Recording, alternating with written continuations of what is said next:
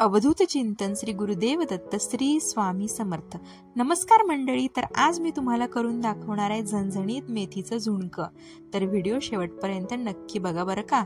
सर्वप्रथम मी मेथीची एक जुडी घेतली आहे, ती छान धुतली आणि अशी मेथी निवडून घेतली आहे। मी ही एक शाळाच आहे बरं का मेथी निवडणं म्हणजे।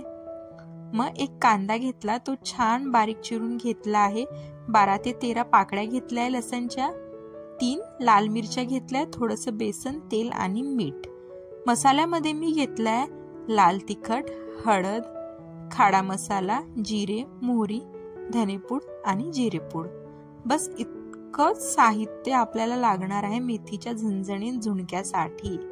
तर आता तुम्ही बघू शकता, मी कढई तापवून घेतली आहे आणि त्यामध्ये मस्त तेल टाकलं आहे। जसं तेल गरम झालंय, मी त्यामध्ये टाकले आपलं नेहमीच आहे, हे काही नवीन नाही आहे, जिरा आणि मोहरी।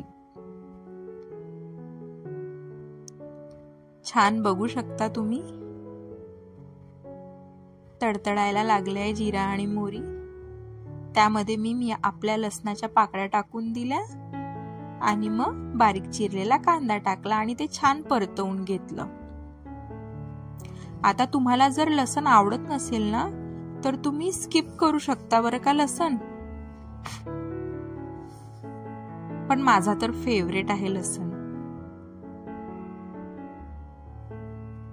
बघू शकता, आता छान कांदे टाकले आणि मग मी आपल्या लाल मिरच्या टाकून दिल्या आहे।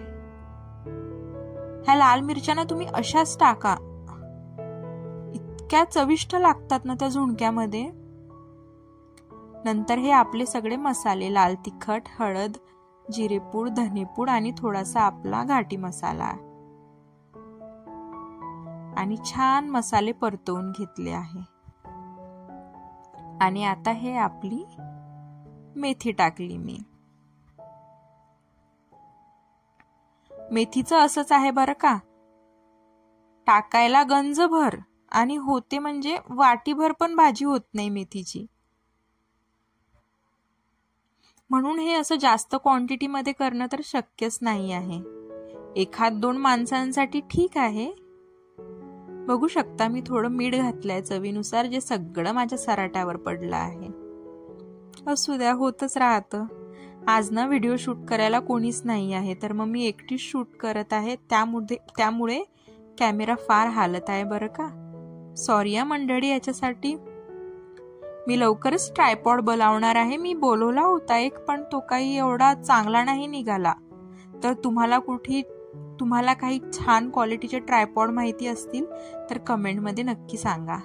आता मी हे आपलं 1 वाटी बेसन टाकून दिलं आहे।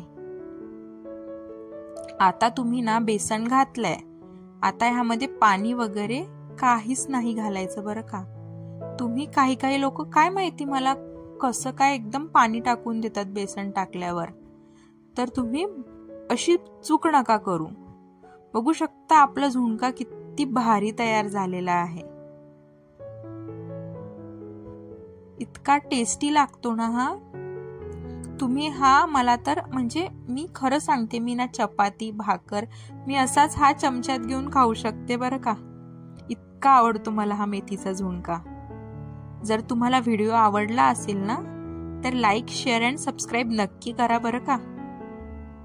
आणि तुम्ही असं मेथीचं झुणकं करता का, मला ते पण नक्की सांगा। आणि हे असं एक वेळा अवश्य ट्राय करून बघा, तुम्हाला खूप आवडणार।